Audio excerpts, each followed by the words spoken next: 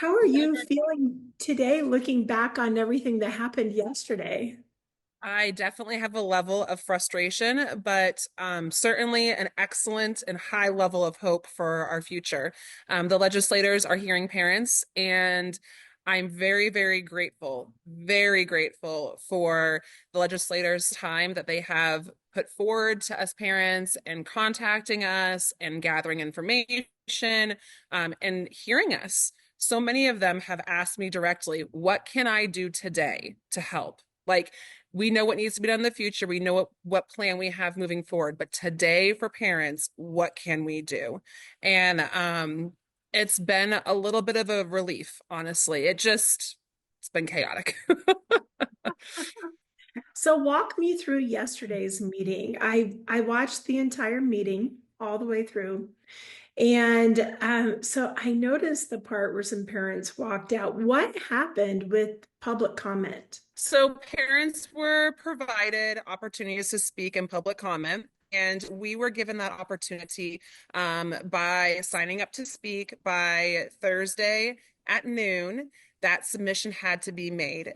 We would then see our names listed on an agenda that would be sent out from the State Board of Education.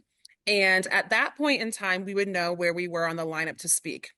At the State Board of Education meeting on Monday, we were told you guys are only going to be limited to 2 hours of parent comments or 2 hours of comments and referencing us parents. And we were all like, okay. So we were hopeful that we would be able to get through all parent comments in that 2 hours. Unfortunately, not every parent was able to speak and provided the opportunity who had signed up appropriately. At the very end of the 2 hours, Janelle Wood, who was not on the agenda, meaning she did not sign up to speak publicly by Thursday at that cutoff time at noon, she magically showed up on the agenda to speak and was given the time. 10 ESA parents representing students with disabilities, universal students who use ESA dollars. Excuse me, members of the public, please. You guys stop. Following her, you told us that people can't go if they haven't signed up to speak at the appropriate time. She previously signed up to speak, and we're having her speak. She is not on. I will show you. That is fine. There's no more commentary. Let her finish her. But why does she not speak today? Why she is not on the list? No. Listen. Conflict of interest. This is exactly what happens. We have called to the public.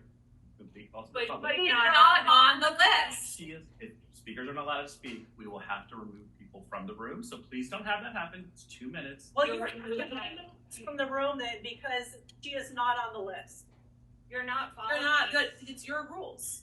She's not on the list. Yes. This is well within statute. The board. Yeah, we can all get up and walk out, and we will be happy to speak with any reporters. And Janelle, this is exactly what we're speaking about. This is exactly it. And this is exactly why she needs to be removed from the board. And just tell Ms. Wood. Congressional members. Yep. Well, we're holding Ms. Wood. Yeah. Completely inappropriate. It's embarrassing for you guys. Now, her son or her husband's name was on there. Their name is Bryce Wood. It was listed on the agenda. However, we were told that we could not concede our time to somebody else, that whoever signed up to speak had to be the one speaking. So she was not signed up. Now, if her husband or her son showed up to speak, that would have been one thing, but she was not. And we were told as parents we were not going to be permitted that opportunity to concede time. And evidently, she just doesn't need to follow the rules, which is the problem. Can you explain to me who is Janelle Wood?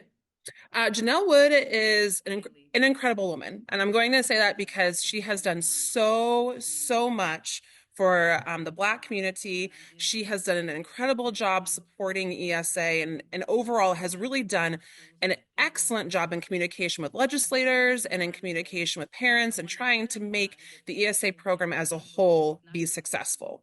That being said, I think she's in a difficult position right now.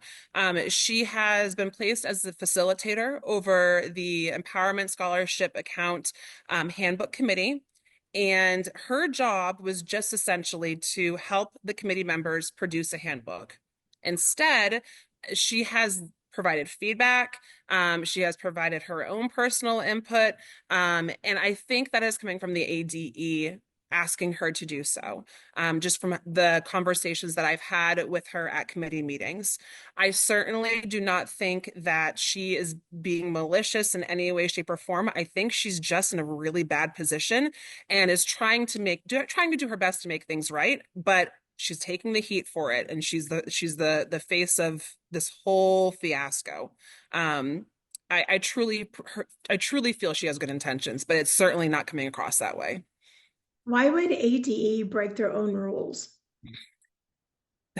They like to do that. They like to do that. They don't think the rules apply to them.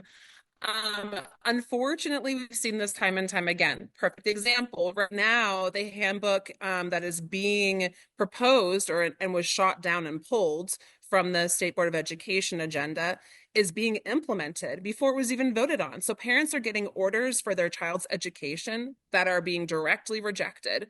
And they're following these caps that they have put out there in the great beyond to say, hey, we're going to follow these caps, even though this hasn't been approved by the SBE yet, and applying that. That is the major issue that a lot of parents are having right now. When we sign a contract, we sign it for a year for a specific handbook, not for a future handbook. They're changing the rules on us parents. When did you notice that they started implementing these caps? The second they laid out the handbook for review back in, let's see, March.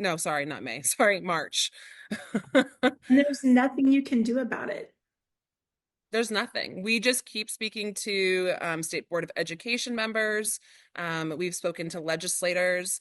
We have spoken to lawyers and appealed all of these orders. But as parents, we're kind of have our hands tied because we don't have those magic strings that we can pull and say, hey, help us.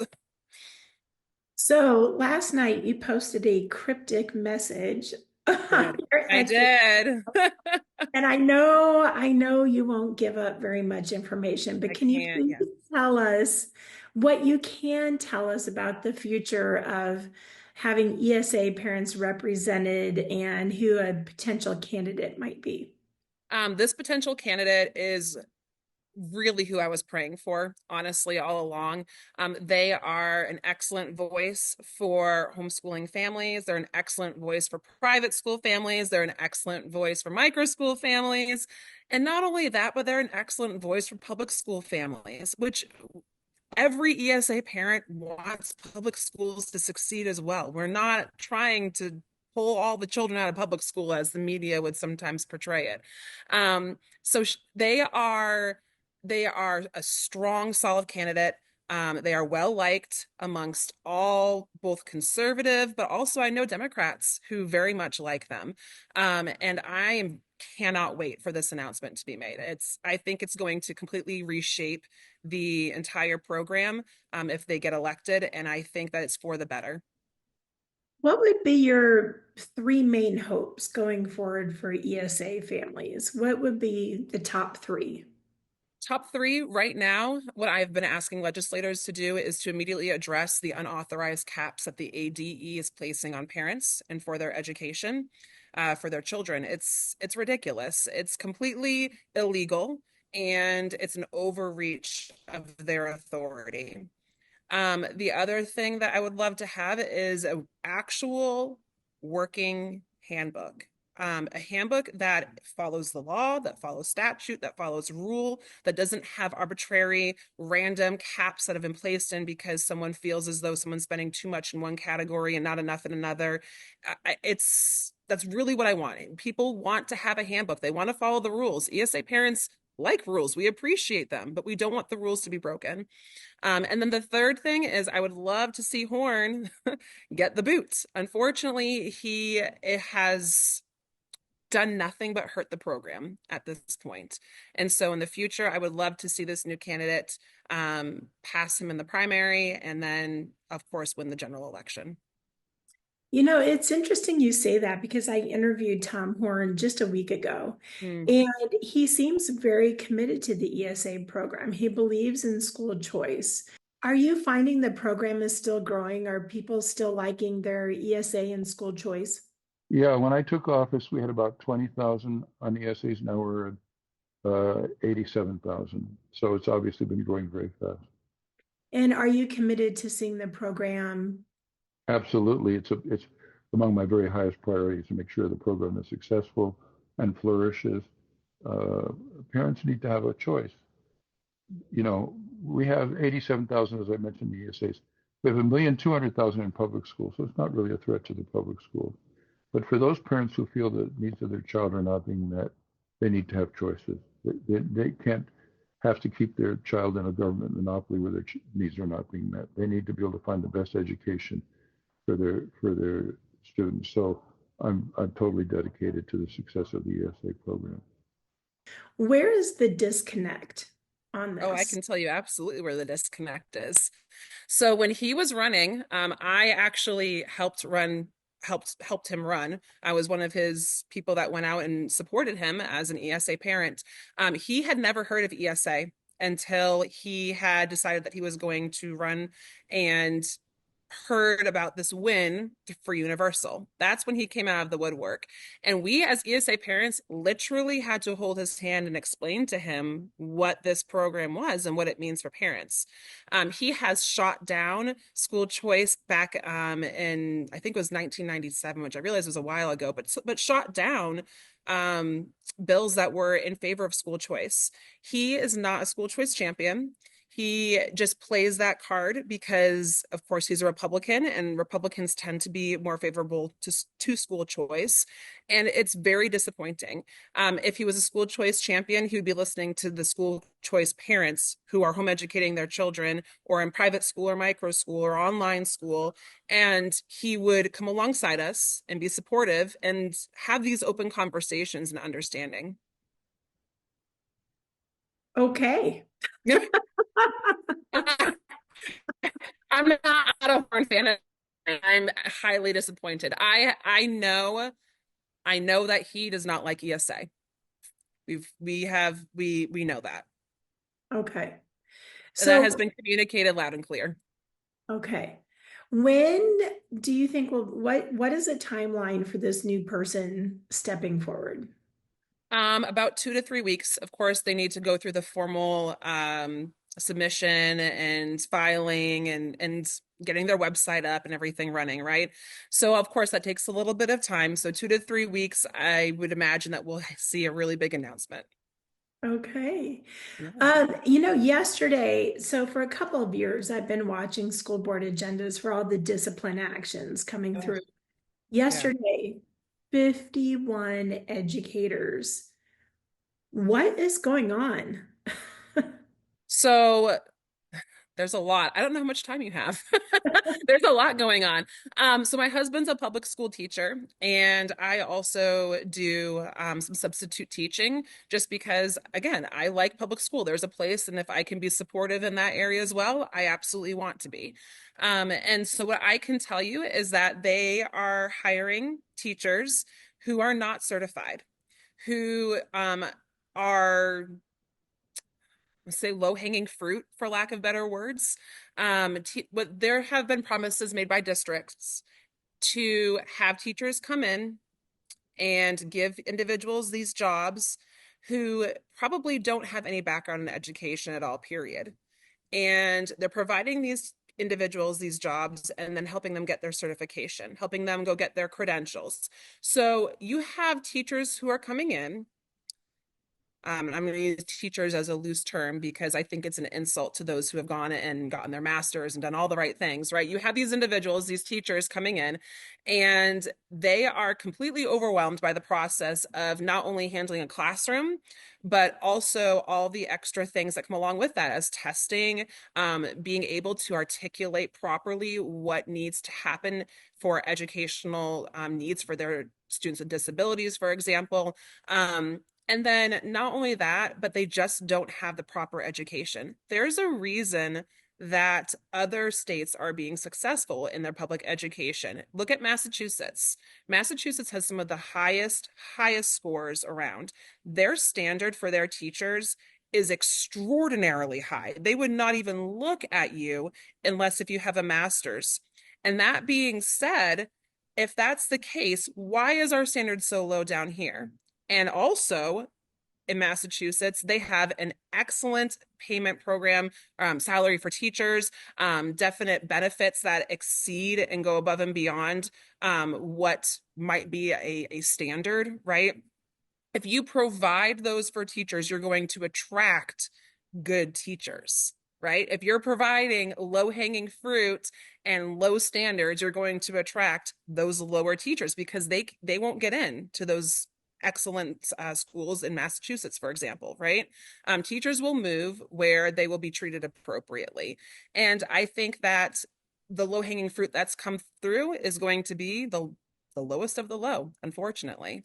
It just is what it is. And it's disgusting. I was in that meeting and I literally thought I was going to throw up hearing some of the things that teachers have done. It's disgusting. Yeah. And I was also surprised at how quickly it's almost like a consent agenda. They just vote on all of it at once and kind of push it through. So you really don't hear about it unless you go in and you look at the agenda and Correct. see case by case what's going on.